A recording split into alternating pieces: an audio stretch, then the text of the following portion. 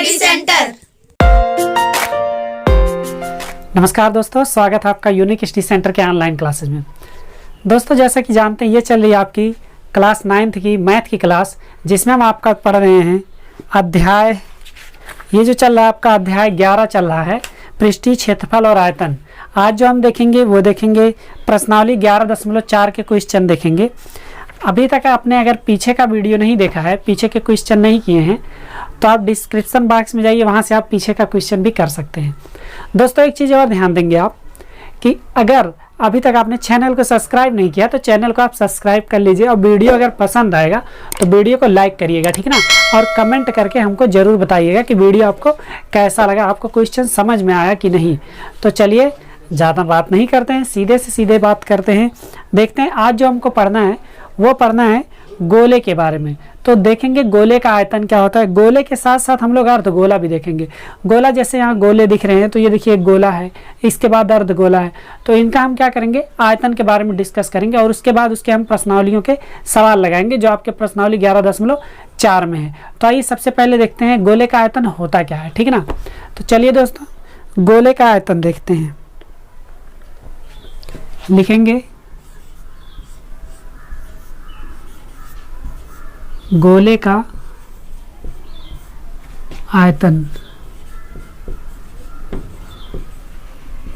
दोस्तों, एक चीज ध्यान दीजिएगा, वॉल्यूम ऑफ स्फेयर होता है। स्फेयर मतलब होता है गोला। अब एक क्या करते हैं, पहले एक छोटा सा गोला बनाते हैं, उसमें आपको समझाते हैं गोले में है क्या। देखिए, गोला यहाँ बना देते हैं। ये देखिए, अभी से पहले आपने गोला देखा है यहाँ पे।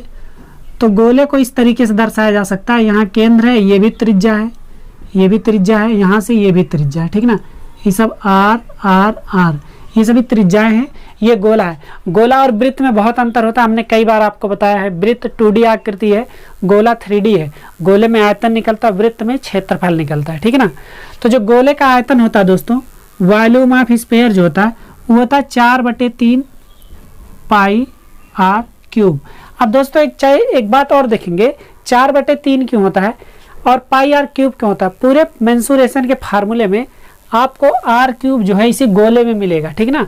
जब गोले का बात आएगा तो उसका आयतन आर क्यूब हो जाएगा, मतलब 4/3 पाई आर क्यूब हो जाएगा। और जब आयतन आएगा तो उसमें मात्रक की घात जो हमेशा 3 रहेगा, ठीक है।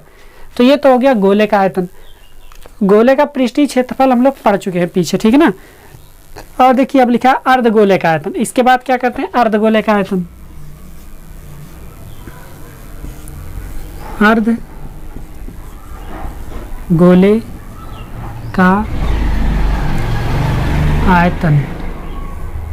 तो दोस्तों, एक चीज ध्यान दीजिए, जब पूरे गोले का आयतन 4/3 पाई आर क्यूब है, अर्धगोला मतलब अगर गोले को, पूरे गोले को आधा काट दें तो उसका आयतन जो आधा हो जाएगा कि नहीं। तो सेम जैसे इसका जब आधा करेंगे तो जाएगा 2/3 पाई आर क्यूब हो जाएगा, ठीक है ना। कितना आसान है। जब अर्धगोला हो गया तो पूरे गोले का आधा अर्धगोला बना देते हैं। देखिएगा, ऐसे कटोरा है, ये हो गया अर्धगोला, ठीक है ना। ये त्रिज्या है, यहाँ से ये भी क्या है, त्रिज्या आर है, ठीक है ना। आर मतलब त्रिज्या होता है। ये अर्धगोला है, ठीक है ना। अर्धगोला देख लीजिए, खूब अच्छे से देख लीजिए, ठीक है ना।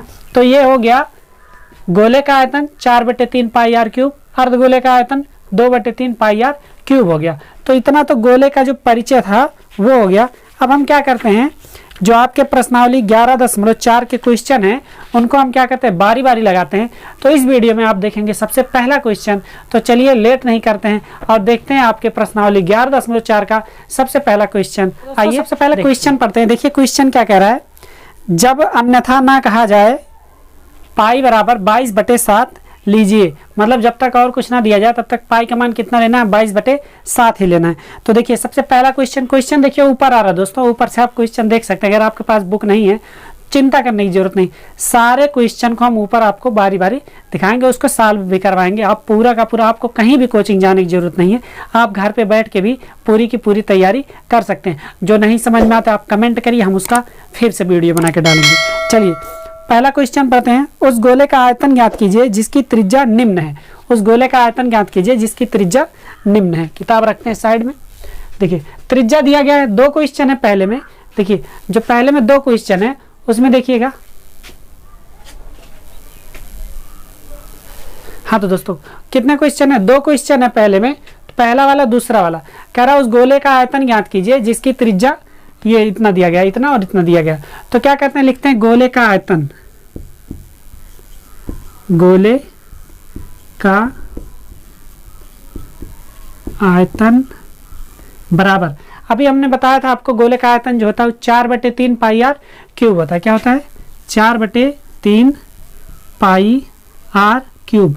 अब जरा एक चीज पे ध्यान दीजिए, गौर कीजिएगा, 4/3 लिखते हैं, पाई का मान कह रहा है जब तक अन्यथा ना कहा जाए तब तक कितना लेना है, 22/7 लेना है।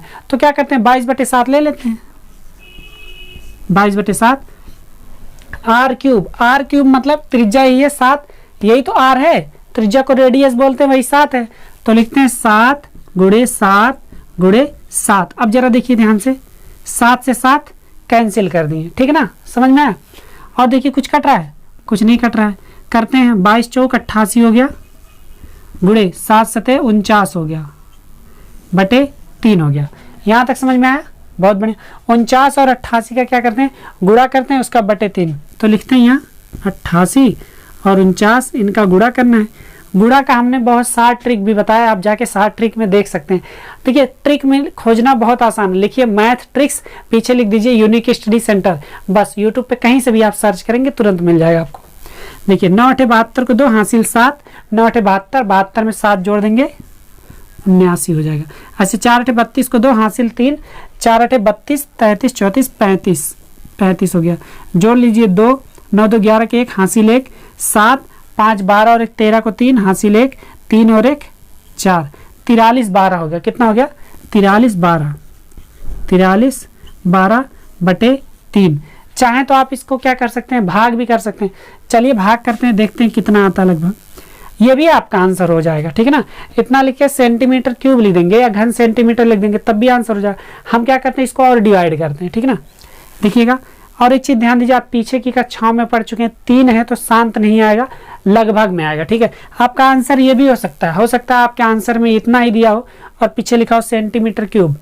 चलिए अभी हम आंसर यहाँ वो कर देते हैं। देखिएगा 3 से काटते हैं, 3 1 3, 1 यहाँ जाएगा, 3 चौक के 12, 1 यहाँ जाएगा, 3 त्रिक्का 9, 2 आ जाएगा, 3 सते 21, दशमलव 1 लगा है तो 3 त्रिक्का 9, फिर 1 आएगा, 3 त्रिक्का 9, लगभग। देखिए इतना हो गया ना, तो लिखेंगे 1437.33 सेंटीमीटर क्यूब लगभग, ठीक ना। सेंटीमीटर क्यूब है दोस्तों, ये क्यूब लिखा है, ठीक है ना, इतना लगभग आएगा, ठीक ना। 1437.33 सेंटीमीटर क्यूब, इतना भी लिखा जा सकता है। और अगर आप चाहें तो इतना भी लिख सकते हैं, मतलब आप ऐसे भी लिख सकते थे 4312/3 घन सेंटीमीटर। ये जो घन है ना, घन का मतलब घात 3 होता है, ठीक है। यहाँ तक दिख रहा है, दिख रहा है ना। चलिए ये हो गया, आगे बढ़ते हैं, देखते हैं दूसरा वाला, सेकंड वाला देखते हैं। पहले में ही जो दूसरा है उसको देखते हैं, ठीक है ना। देखिए इतने आसानी से, इतने आराम से आपको समझा दिए, कुछ करना नहीं है, केवल पाई के स्थान 22/7, आर के स्थान पे 7 रख देना, बस आंसर आ जाएगा। आइए देखिए, त्रिज्या दिया गया 0.63। अब हमने अभी देखा है कि गोले का जो आयतन होता है वो 4/3 पाई आर क्यूब होता है, तो रखते हैं इसी पे 4/3, पाई का मान 22/7, आर क्यूब मतलब 0.63, 0.63, 0.63, 3 दफ़ा लिखना है, 3 दफ़ा मतलब 3 बार लिखना है। 0.63 गुणे 0.63 गुणे 0.63, क्योंकि घात 3 है ना, मतलब जो फार्मूला होता है वो होता है 4/3 पाई आर क्यूब, ठीक ना। तो आयतन लिखे, गोले का आयतन, गोले का आयतन, ठीक ना। तो देखिए इसमें क्या करेंगे, कटेगा 7 9 63, 0.9 आ गया, ठीक है ना। समझ में आया, समझ में आया कि नहीं। अच्छा 0.9 आएगा कि 0.09 आएगा, आइए चेक करते हैं। 0.63 है, हम लोग क्या करते हैं 7 लिखते हैं, 7 9 63 होना चाहिए, लेकिन जब एक बार जाएगा तो नहीं हो पाएगा, कटेगा नहीं। तो क्या करेंगे हम लोग, एक 0 और बढ़ाएंगे। कहने का मतलब यहाँ अगर इसको दोनों को हटाना है तो 2 0 लेके आना है, लाना है कि नहीं। अब बताइए जब 7 9 63 करेंगे तो 9 बार जाएगा, लेकिन नीचे 100 तो रहेगा, तो मतलब ये जो 0.9 लिखा है यहाँ 0 कितना होना चाहिए, 0.9 होना चाहिए। समझ में आ गया ना? ठीक।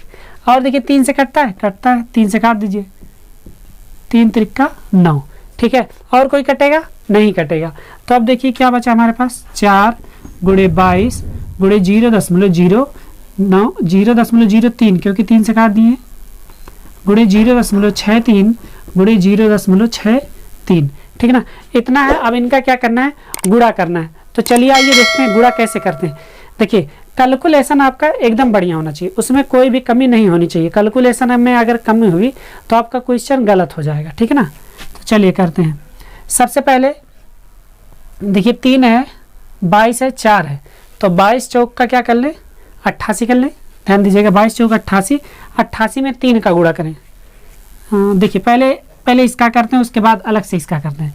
तो देखिए करेंगे 22 चौक 88, 88 में 3 का गुणा करेंगे, 88 गुणे 0.03 गुणे 0.63 गुणे 0.63। ठीक है ना, इतना हो गया।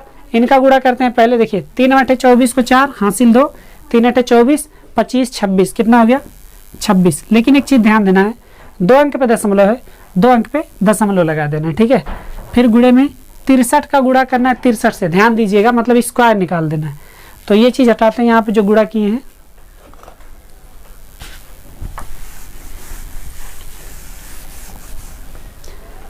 समझिएगा, बस इतने आराम से पढ़ाने का मतलब आपको पूरा समझ में है। ठीक है ना, तो लिखते हैं 63 का क्यूब निकालना है, क्यूब कह रहे हैं, स्क्वायर निकालना है दोस्तों। तो 6 को 36, 3 त्रिका 9, 6 त्रिका 18 दूना 36, एक अंक छोड़ के जोड़ देते हैं, 9 6 9 3 39 69। ठीक है ना, लेकिन देखेंगे 2 2 4 अंक पे दशमलव है।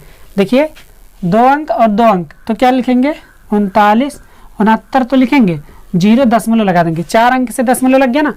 अब इनका गुणा करना है 2.64 से करना है। आइए गुणा करते हैं। ये हुआ, करना है 2.64, 2.64, दशमलव मत लगाइए, अभी लास्ट में गिनते हैं कितना आएगा। ठीक ना, 4 9 36 को 6 हासिल 3, 4 6 24, 25 26 27 को 7 हासिल 2, 9 चौक 36, 37 38 को 8 हासिल 3, 4 3 12 13 14 15, ये 15 हो गया।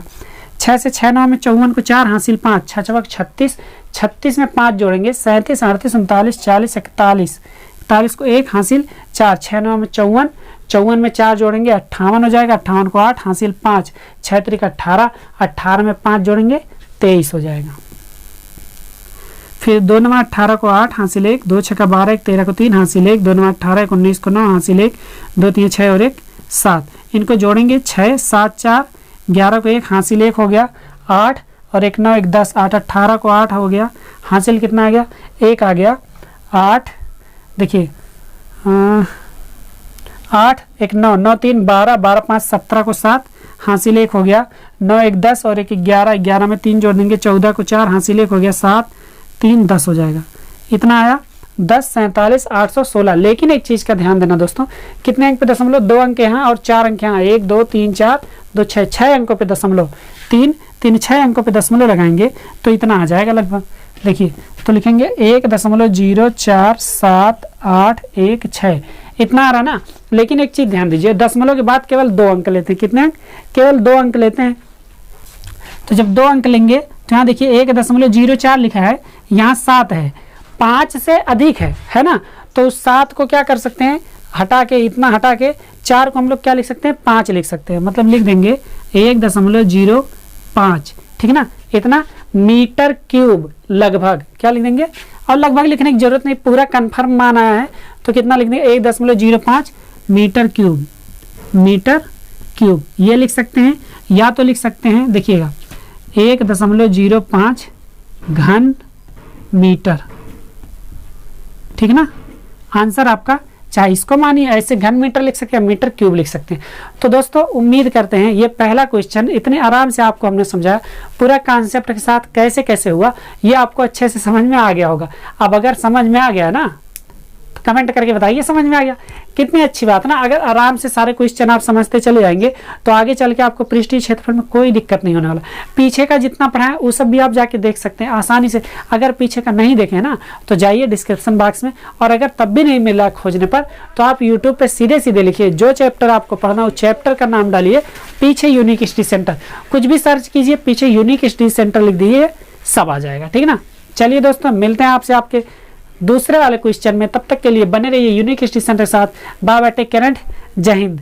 Thanks for like share and subscribe. अपने दोस्तों के साथ खूब ढेर सारा शेयर करिए, जहां तक हो सके वहां तक पहुंचाइए इसको। Bye bye.